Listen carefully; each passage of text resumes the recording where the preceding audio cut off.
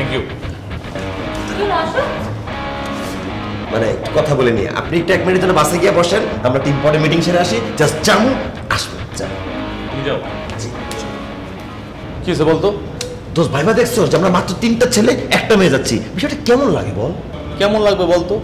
তোর যদি ভালো নাই লাগে, তোর যত বন্ধু বান্ধব আছে সবাই ডাক দে, নিজ খরচে তাদেরকে নিয়ে তুই ঘোরা। আরে বিষয়টা বোঝার চেষ্টা কর, আমরা 3টা ছেলে 1টা মেয়ে যাচ্ছি, যেখানে আরেকটা মেয়ে লাগে না, তোর গার্লফ্রেন্ডে বল যে আরেকটা বান্ধবীরা ডাইকে নিয়ে আসতে, বুঝে শুনে বল, তাহলে তো হয়ে গেল।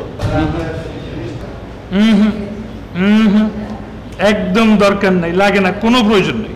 তুমি কেন বলছো আমি জানি না? হ্যাঁ, তুই খালি মেয়ে মেয়ে করো, তোর কাছে ভেজালটা পাকাইছো। তোর উচিত এখন ভালো কোনো দরকার নেই। এই মানা করো না মামা, আমি পারব না। আমিও যেতে পারব না। তাহলে আমিও আমার কাছে ভিডিও রাখতে পারব না। আমিও আন্টির না জানা থাকতে পারব না। আমি এখন কল দেখো যে আন্টি সিসি আপনাকে দাওয়াত দেয়নি, বিয়ে করতে যাচ্ছে, 4টা সাবজেক্টে ফেল করছে। ওই